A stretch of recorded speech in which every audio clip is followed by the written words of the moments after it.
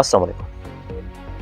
14 अगस्त 1947 को पाकिस्तान आज़ाद हुआ। उसके साथ साथ 15 अगस्त 1947 को भारत भी आज़ाद हुआ। कि पाकिस्तान जो इंडिया से एक दिन पहले आज़ाद हुआ और जो भारत पाकिस्तान से एक दिन बाद में आज़ाद हुआ, कि पाकिस्तान आज इंडिया से मुआवजा यानी कंपैरिजन कर सकता है। आइए थोड़ा अपनी हिस्ट्री को खंगालते हैं।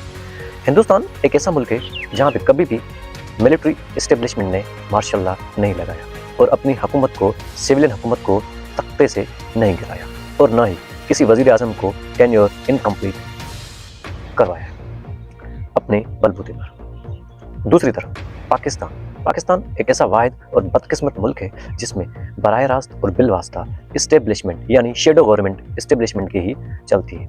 1947 से लेकर 1952 तक, 1951 तक जब वज़ीर आज़म लियाकत अली खान को गोलियां लगी, उस वक्त तक तो पाकिस्तान में कहा जाता है कि सिविलियन बालादस्ती करने की, इम्प्लीमेंट करने की थोड़ी बहुत कोशिश होती रही। उसके बाद 1954 को पहली नेशनल असेंबली यानी असेंबली, कॉन्स्टिट्यूशन असेंबली को डिसॉल्व करके दूसरी कॉन्स्टिट्यूशन असेंबली को बनाया गया और 1956 को एक आइन, नाम निहाद आइन लाया गया। ये आइन आते ही क्यों है?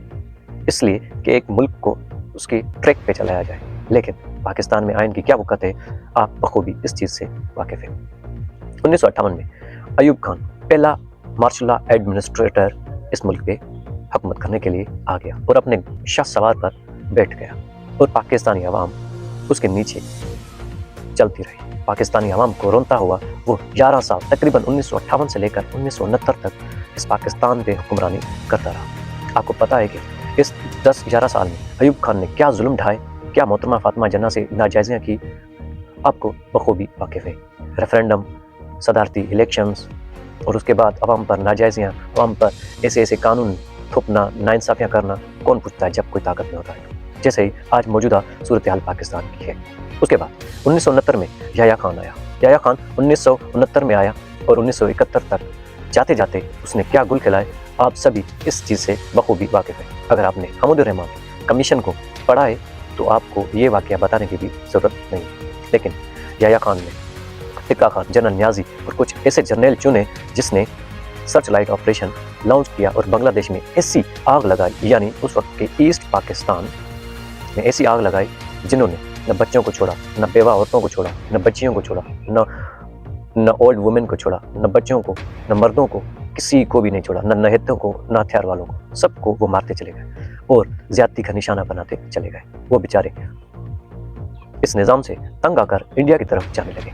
जब वहाँ की सिविलियन लीडरशिप इंडिया भागने लगी तो इंडिया से उन लोगों ने मदद मांगी कि पाकिस्तान के खिलाफ हमारी मदद की जाए और इंडिया ने पाकिस्तान के खिलाफ बांग्लादेश की यानी ईस्ट पाकिस्तान की मदद की और 16 दिन की लड़ाई के बाद हमारे फौजी तकरीबन 90,000, 94,000 भी कहा जाता है कि सरेंडर किया और इंडिया के बांदी बन गए। पाकिस्तान ने बांग्लादेश को अपने हाथ से गंवा दिया। बांग्लादेश ने तकरीबन 24 साल हमारे साथ रहे, लेकिन उनके साथ किया गया बर्ताव सारी ज़िंदगी वो याद रखेंगे कि उनके साथ हम किस तरह सा सलूक बर्ताव करते रहते थे। उनके बाद भुट्टो साहब का दौर आया। भुट्टो साहब भी किसी सिविल डिक्टेटर के से कम नहीं थे। भुट्टो साहब, जनरल जुल्फ़िकार अली भुट्टो भी civilian administrator, martial art civil administrator भी रह चुके हैं। यानी उनको ये जो खिताब मिला था वो हकीकी था। वो सिविलियन ज़रूर थे लेकिन डिक्टेटर की ज़हनियत वाले आदमी थे। उन्होंने कहा था जो भी शेख मुजीबुर रहमान को वोट देने जाएगा तो उसकी मैं टांगे तोड़वा दूंगा। ये ले जा, ये लबो ले जा, ये अल्फाज किसी सिविलियन लीडर के नहीं हो सकते जो टांगे तोड़वाने की बात करे, जो कि इलेक्ट होके आया हो। ये कभी भी ऐसा नहीं होता किसी भी मौजूद माशरे में। लेकिन उस वक्त वो एक ताकत के अंधे घोड़े पर सवार थे। उसके बाद हुआ क्या, बांग्लादेश और पाकिस्तान अलग हो गए और भुट्टो साहब को 3-4 साल के बाद ही ज़ियाउल हक ने 1977 में जेल में डाल दिया। 1977 के बाद 1979 में जुल्फ़िकार अली भुट्टो का जुडिशियल मर्डर करवा दिया ज़ियाउल हक। ज़ियाउल हक भी 1977 से लेकर 1985 तक अपने इक़्तिदार की हवस में रहे और लोगों को कुचलते रहे। भुट्टो साहब की शहादत के बाद इस मुल्क में अफरा तफरी फैली। ख़ास तौर पे सूबा सिंध में MRT की तहरीक ने जोर पकड़ लिया और लोगों को तशद्दुद का निशाना बनाया गया ज़ियाउल हक की जानिब से। लेकिन खुदा का करना क्या हुआ कि ज़ियाउल हक बहावलपुर में एक आंबों की पेटी फटने से अपने जहाज़ समेत नीचे आ गिरे। आपको ये भी मालूम होगा یہ فکشن ہے یا ریئلٹی ہے کہ جہاں ضیاء الحق کا جہاز گرا تھا وہیں پہ نیچے کچھ گدھے بھی کھڑے تھے اور وہ بھی جل گئے. اب پتہ نہیں ضیاء الحق کی قبر میں اس کے وردی کے کچھ ٹکڑے، اس کے رسٹ واچ کے کچھ ٹکڑے، یا اس کی ہڈیوں کے ٹکڑے ہیں، یا پھر جانوروں کی ہڈیوں کے ٹکڑے ہیں. اب یہ میرا اللہ ہی بہتر جانتا ہے. اس کے بعد محترمہ بینظیر بھٹو جلا وطنی کی زندگی کاٹ کے اپنے وطن واپس آئی. اس کا عوام نے پرجوش استقبال کیا، اور یہ عوامی لیڈر ضرور تھی، لیکن محترمہ بینظیر بھٹو نے بھی اسٹیبلشمنٹ سے انارو مانگ کر الیکشن لڑا تھا اور اپنی حکومت قائم کی تھی. باریاں لگ گئی پیپلز پارٹی کی، پھر نون لیگ کی، پھر پیپلز پارٹی کی، پھر نون لیگ کی. چلتے چلتے 1999 آ گیا. پھر اسٹیبلشمنٹ کے ایک طاقتور جنرل نے پاکستان پر پھر قبضہ کر لیا، یعنی پرویز مشرف نے. پرویز مشرف نے 1999 میں پاکستان پہ قبضہ کیا اور 2008 تک وہ قبضہ جاری رہا. آپ کو یہ پتا ہے کہ مشرف کے دور میں کیا کیا ہوتا رہا، کس طرح سے یہ الیکشن مینیج کرتا رہا اور صدر کا عہدہ کس طرح سے سنبھال کر بیٹھا رہا. اور جب محترمہ بینظیر شہید ہوئی تو اس کے بعد اس پر زیادہ بہت پریشر پڑا اور اس نے اس لیے اپنے صدر سے عہدہ چھوڑا، ورنہ یہ بھی چمٹے رہنے کے قائل تھے اور یہ کبھی بھی عہدہ نہ چھوڑتے. اور اس کی کچھ مجبوریاں بھی بن چکی تھی، یعنی وکلا تحریک تھی. وکلا تحریک کے پیچھے آپ کو پتہ ہے کہ جنرل کیانی کنٹ لگاتے تھے، پیسہ دیتے تھے، یعنی وہ ISI سے مدد مانگتے لیتے تھے. یہ وکلا تحریک بھی اس لیے مشرف کے خلاف کامیاب ہوئی تھی. اور آپ کو پتہ ہے کہ افتخار چودھری کے ساتھ کیا ہوا تھا، چیف جسٹس آف پاکستان اس وقت کے. اس لیے یہ تحریک شاید کام کر گئی اور جنرل پرویز مشرف کو گھٹنے ٹیکنے پر مجبور کر دیا. اس کے بعد دور آیا پرویز کیانی کا، راحیل شریف کا، اس کے بعد جنرل باجوہ کا، اس کے بعد موجودہ فیلڈ مارشل کا. آپ کو پتہ ہے کہ لوگ براہ راست تو کبھی کبھی آ ہی جاتے ہیں، یعنی 4 مرتبہ پاکستان پر براہ راست حکومت کر چکے ہیں. اس کے بعد بھی شیڈو گورنمنٹ ان لوگوں کی ہوتی ہے.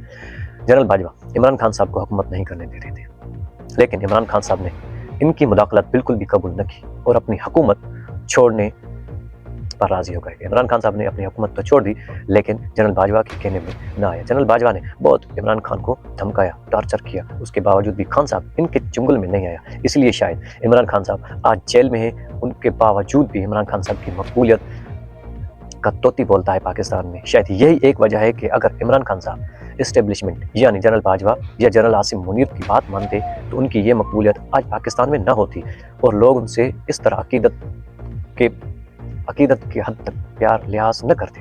صرف یہی وجہ ہے کہ شاید اب کیونکہ لوگوں کو پتہ چل گیا ہے جو بھی گند لگا ہوتا ہے پاکستان میں، جو بھی گند مارا جاتا ہے، چاہے وار آن ٹیرر ہو یا آپریشن سرچ لائٹ ہو یا کوئی اور بلوچستان کا آپریشن ہو، KP کا آپریشن ہو، کوئی بھی ہو، سارے گند کے پیچھے جب آپ اس کو سرچ کرتے ہیں، دیکھتے ہیں تو تانے بانے جا کے ملٹری اسٹیبلشمنٹ کے مخصوص چند جرنلوں کے گلے میں پڑتے ہیں. اس لیے پاکستان کی عوام اب پاکستان کی ملٹری اسٹیبلشمنٹ سے بالکل ہی بغاوت والا نظریہ رکھتی ہے اور ان سے نفرت والا رویہ رکھتی ہے. صرف اس کی وجہ یہ ہے کہ ان کی ننگی پالیسیاں. آج بھی آپ دیکھتے ہیں کہ یوسف رضا گیلانی سینٹ چیئرمین ہے، ان سے کسی نے پوچھا کہ اپوزیشن لیڈر آپ سے بات کرنا چاہتے ہیں تو ان لوگوں نے کیا جواب دیا، میں اوپر سے پوچھ کر بتاؤں گا. آپ سینٹ چیئرمین ہیں اور اوپر سے پوچھ کر بتاؤں گا، اس کا کیا مطلب ہوا؟ یعنی یہ پہلے تو تھوڑا بہت پردہ رکھ لیتے ہیں، لیکن آج کوئی بھی پردہ نہیں رکھا جا رہا. یعنی ڈائریکٹلی وہ بھی جو لگے ہوئے ہیں، جن لوگوں کو لگایا ہے ان کا نام لیا جاتا ہے. جیسے وزیر اعظم کو سہیل افریدی نے فون کیا کہ میں اپنے قائد سے ملنا چاہتا ہوں، تو وزیر اعظم نے بھی یہی جواب دیا کہ میں اوپر سے پوچھ کر بتاتا ہوں. اب وزیر اعظم پاکستان کے آپ ہیں، اوپر سے کہاں سے پوچھیں گے؟ یعنی ان کو جن لوگوں نے لگایا ہے ان سے پوچھیں گے. یعنی یہ اتنے ننگی پالیسیاں اختیار کر رہے ہیں اور کہہ رہے ہیں کہ ہمارے اوپر تنقید بھی نہ ہو. اب ایسا تو نہیں ہوتا نا. مجھے اجازت دیجیے، اللہ حافظ.